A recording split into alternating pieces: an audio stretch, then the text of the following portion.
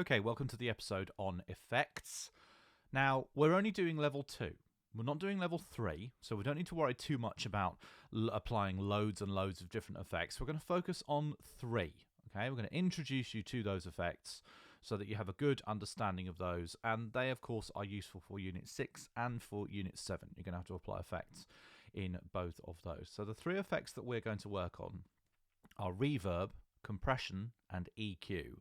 And I'll explain each of those as we go through individually. I'm going to start with reverb because right from the start of our track, our guitar tracks don't sound very nice.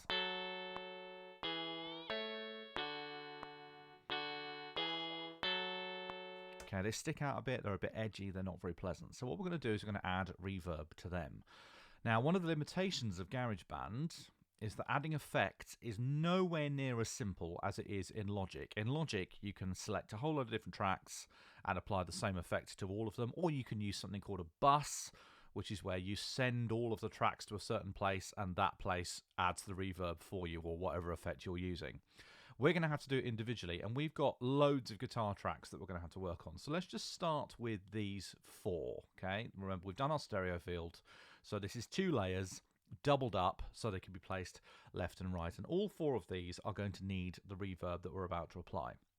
So effects can be found in smart controls, which if you need to activate is B. Okay, now over here on the side there's a section called plugins, and if you haven't used it before it will probably be closed like this. Okay, so make sure that you're in the first track that you want to have a look at. Okay, there we go. So we'll start at the first of the 4, why not, and we'll go plugins. Now you can see that by default, this patch, this sound that GarageBand is creating, already has some effects in use. Okay, we're going to add another one. So I'm going to go to a blank space in the plugin menu. I'm going to pull it down. Now, if you come down the menu, you'll see there's lots and lots and lots of different options here. But we've said we're going to add reverb. So I'm going to go to reverb. And there are 4 different sets of parameters that you can use to add reverb. Don't worry about the first 3. My favorite one, and the one that has the most options in it, is Space Designer. So I'm going to click on Space Designer. And so this is these are the controls for the reverb on that track, just that track. It even says track over here. You can add effects to the whole thing, but we're not going to at the moment. Okay, so just this track, electric guitar 3, bottom layer right. That's what we're adding. So let's just listen to that track. And we said it was quite plain. I think some reverb is really going to help that. So if you pull down this menu, you've got all kinds of different reverb options. You've got large spaces, medium spaces, small spaces. Don't forget what reverb actually is. Okay, it's the natural reverberations within any enclosed space. So echo is a type of reverb, for example. If you're in a bathroom which has got tiles in the walls, you're going to have a much longer reverb than if you're in a cupboard. If you're in a concert hall, you're going to have a nice reverb. If you're in a cathedral, you're going to have a really, really long reverb that sounds for a long time. I think we're going to want quite a long reverb for this track. So I'm going to go into large spaces.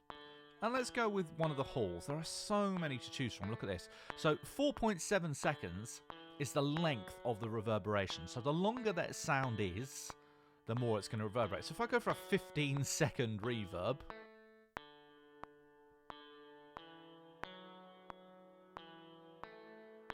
okay, that's a really, really long reverb. Right, now actually I don't like that one very much, so I'm going to change it. Right, that's probably too much reverb. So I'm going to go large spaces, halls. One that I do like is 4.5 seconds fine hall. So I'm going to apply that on there, and let's listen. That's better. I can turn it off with this button. So there's no reverb. There's reverb. Nice, that's the kind of effect that I'm after. But we want that on all 4 layers. So unfortunately with GarageBand, we have to go through manually, and again, go to the plugins, go to reverb, go to Space Designer, and I'm going to use the same one, large spaces, halls, fine hall. Okay, then this one, same thing again. The Space Designer has appeared in the recent menu, so I'm going to use that. Again, large spaces, halls, 4.5 seconds fine hall. And last one, same thing again, Space Designer, large spaces, halls, 4.5 seconds. There we go. So if we now listen to all of these together,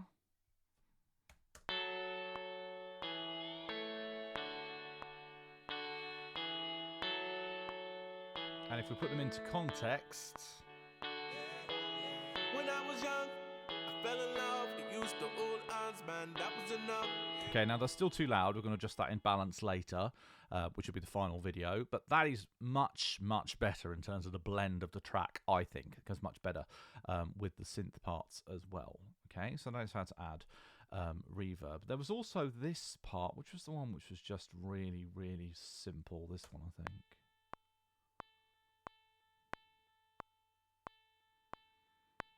Okay, that's the one that we put the delay on.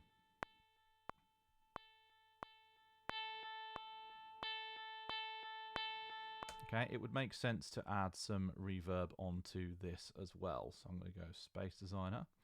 And you know what? I'm going to use the one that I said I didn't like before. I'm going to go Halls. I'm going to go the 15-second reverb, because this one needs to be really, really, really long.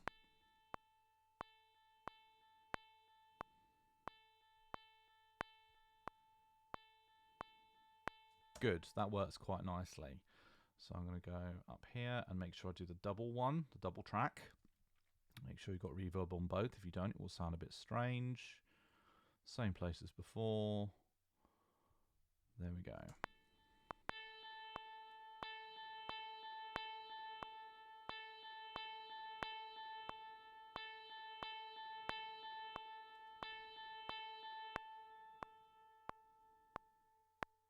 That's interesting. What happened with the automation there? Hang on a second. Oh, that's strange. An extra point come in. That's very odd. Not quite sure what happened there.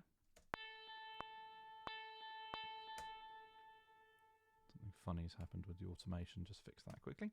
That's separate. There we go. So that is reverb. Now, add reverb to those tracks. If you're doing E-side, add them to guitar tracks by all means if you're doing something else. But there may be other tracks in your track which you feel would benefit from some reverb. You can add them to drums. You can add them to synthesizer parts. Okay, this is, I would say, is the bare minimum that you could do with E-side, but there are way more things that you could put on and write up accordingly. So, speaking of writing up, let's do that now. So I'm going to make sure that the smart controls are obvious in what I'm doing. I'm actually going to have the Space Designer settings open when I take my screenshots. There we go. Where's my write-up gone? Okay, so going to go screenshot 21.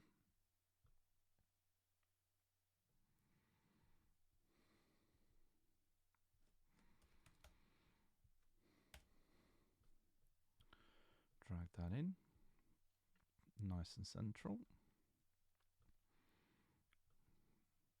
Okay, now really important here is to explain the effect as well as saying why you've put it on or how you've put it on. Okay, here I am starting to add effects. The first effect that I am going to add is reverb. What is reverb? Reverb is short for reverberation, and all enclosed spaces have it. It is how the sound reverberates around the space, and therefore if we alter it, we can make sounds sound like they were recorded in different spaces. This is really useful for creating atmosphere in a track. What happened here? Got an extra word. There we go. I have added reverb to the guitar tracks because they were a little harsh and stuck out mix. To add reverb, I opened the Smart Controls, B, and then used the Space Designer plugin and presets. I used the preset of 4.5 seconds fine haul, as this gave a nice feel. Annoyingly, I had to apply the effect manually to all 4 layers of this because of GarageBand. If I was using Logic, then I could have added these effects to all 4 tracks together or used a bus, but Logic doesn't have this option. So I'm discussing the limitations of the software, which, believe it or not, is mentioned in the distinction criterion, which is why I'm doing it. Okay, so there is reverb. Let's move on now. Okay, now like I said, you could add more reverb. You probably should add more reverb, but for the purposes of demonstration, that's all I'm going to do with reverb, the 2 guitar tracks. So, compression. Let's talk about compression next. Compression is really useful for all types of instruments, but we're going to use it on the drum tracks. Okay, so I'm going to get that open. Compression is one of the ones which actually sounds like what it is, which is great. You are going to compress the signal. Okay, so you're going to you're going to reduce the distance between the quietest parts of the signal and the loudest parts of the signal. You can squash it down, and the output of that, the outcome of that, will be that drum tracks, when they've been compressed, tend to sound a lot more punchy. Okay, so I'm going to focus on the kick drum.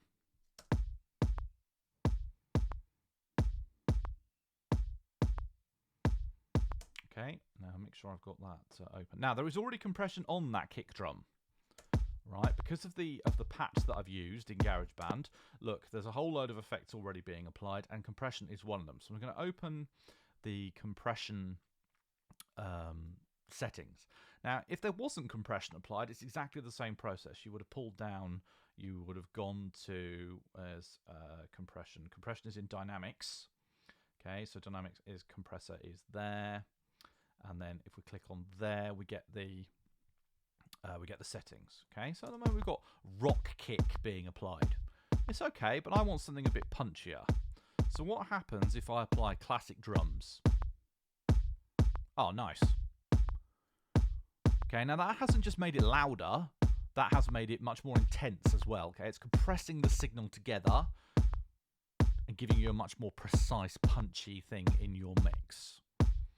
Okay, now it's worth pointing out that you can individually adjust the settings if you want, but at level 2 you don't have to. You can just use the standard presets. If you just want volume, if you just want more power, then every compressor has a gain setting in it, and you can just turn up the gain, which is the amount of amplification being put on the signal.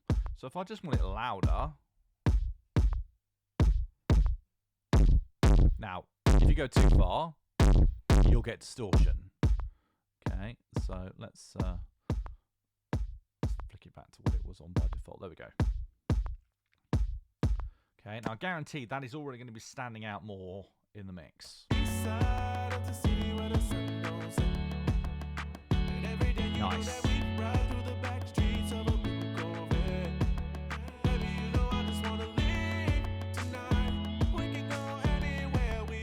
Oh, you know what? That snare sounds quite weedy. How can we fix that? Let's use a compressor.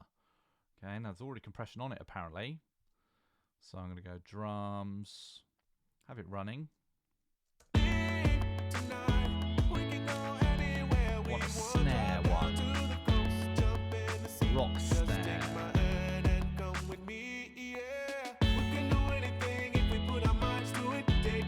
Now that's had the opposite effect.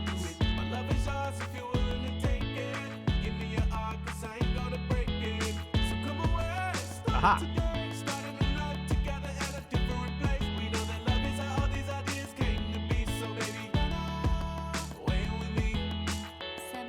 That's already much more intense within the mix before we even get to the balancing side of things. So that is how to apply compression. Now you can apply compression to any track, as I said, but as a minimum, I would make sure that you've got it on at least one of your drum tracks so you're able to talk about it. So again, for the screenshots, let's open the compression window.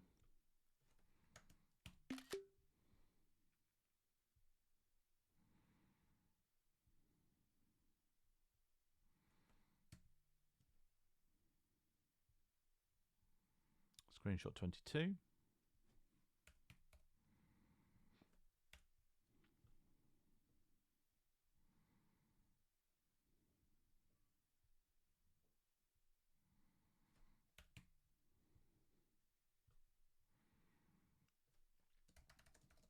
Here I'm working on compression. Compression is when a signal is effectively squashed,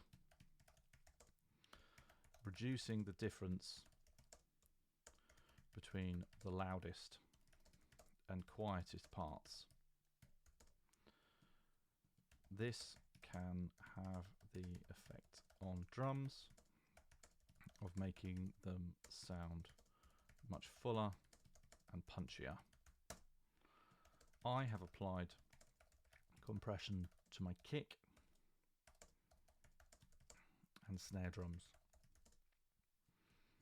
Again, I did this through plugins section of the smart controls, and why not put it in again? I wanted the kick in particular to be more present without just turning it up.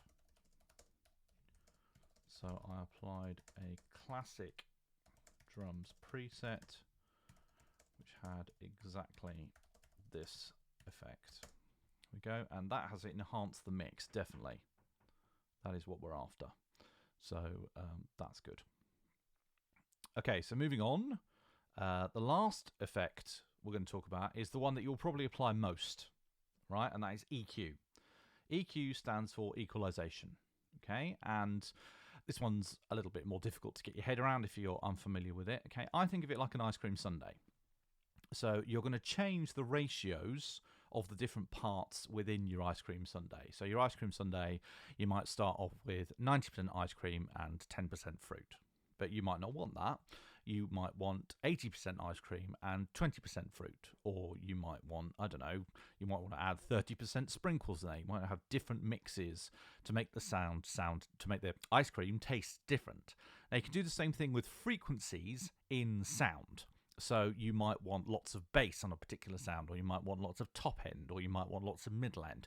And you can adjust those to change the way the instrument sounds. So I'm going to use the guitar tracks again, and I'm going to do the top layer ones first of all. Now it's exactly the same procedure. Okay, Smart Controls is open, and I'm going to go to EQ. Right, channel EQ, that's what we want. So we want some EQ on there. And you will get this, okay? This is EQ. If I play this track, you will see a representation of that sound. Now, as it stands, there's no EQ on here. Nothing is being boosted, nothing is being reduced. But if you go up to here, as you did before, and you go to guitar, okay, you might want acoustic guitar bright. Okay, now what acoustic guitar bright does, it is boosting these frequencies towards the top end, and it is reducing any frequencies at the bottom. So it's going to make it sound brighter. It's going to make it stick out in the mix a little better. It's quite subtle. Okay, now you can vary them if you want. Right, you can turn different sections right up. That's too bright. Okay, but you can vary how the guitar sounds by moving them around. And there are loads of different options for you to work with as well. Let's have a little look at Clean Up Guitar.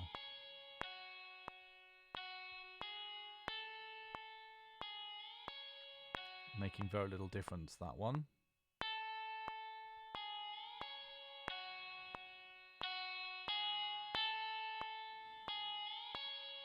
Okay, so I'm just giving it a little bit more presence.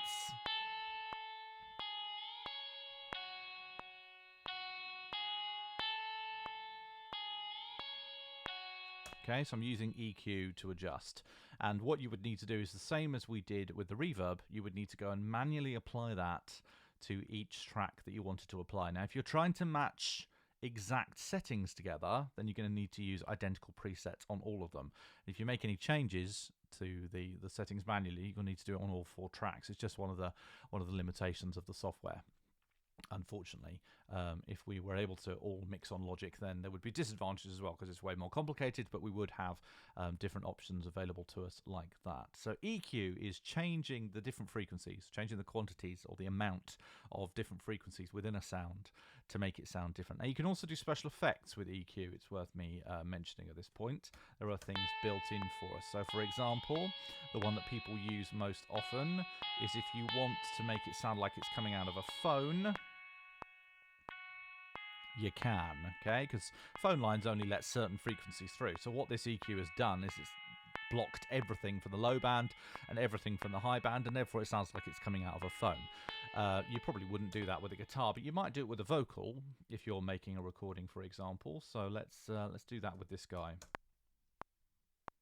Let's wait until he actually comes in. When I was young, I fell in love. It used to old hands, man, that was enough. Then we grew up, started to touch, used to kiss underneath the light on the back of the bus. Oh no, your daddy didn't like me much, and he didn't believe me when I said you were the one. Sounds like he's coming out of a phone. She found a way out of the window to sneak out late. She used to meet me on the east side. Just by playing around with the different types of frequencies that are being allowed through and which ones are being blocked. Okay, so we're not actually going to do that on there. That was just an example. Where did I apply the EQ? Applied it to the guitar, didn't I? Which was up here. I think I did that one. Yes, I did. Let's turn it back on again. Need a screenshot, so I'm going to go guitar. I'm going to go, what did I use? Acoustic guitar improve. Make sure I turn that on. City where the sun don't set, and every day you know.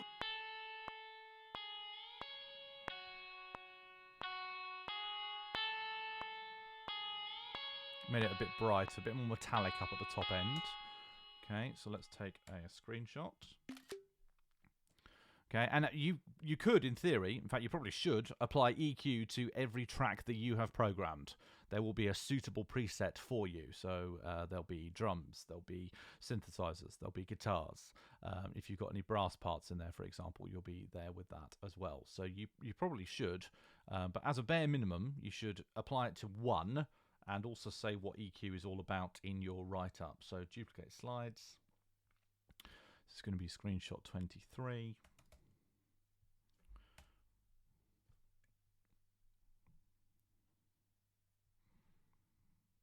And all the time, remember, you're looking to enhance the mix. That's what the distinction criterion talks about. So what you put on needs to make it sound better. If it makes it sound worse, you're not going to get a distinction. If it doesn't make any difference at all, you're not going to make it. You're not going to get a distinction. So you need to be doing things that will improve the mix. So these are good examples that I've given you of things that you can do. I have also added EQ or equalization to some of my tracks.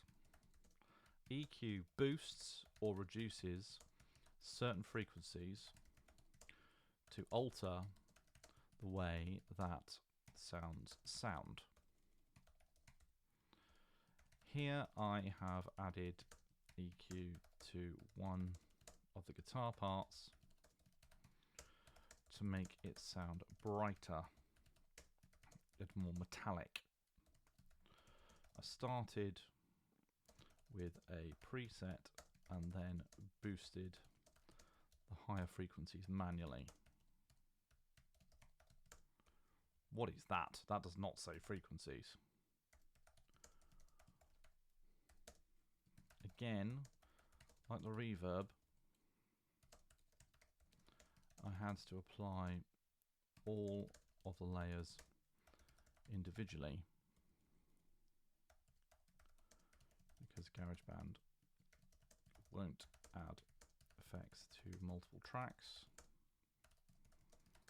at the same time as Logic Pro would. Can't That's a bit of logic, or miss out my capital letter. Okay, so there's EQ. So you've got good examples there of effects, all of which are making the mix sound nicer, or at least that's the plan. Still too loud. The balance is off. I want to hear more synth at the beginning. Which leads me nicely to the next video, the final video, which is going to be how to balance the track and make it all sound nice in terms of the mix, which will be the final episode. I shall see you then.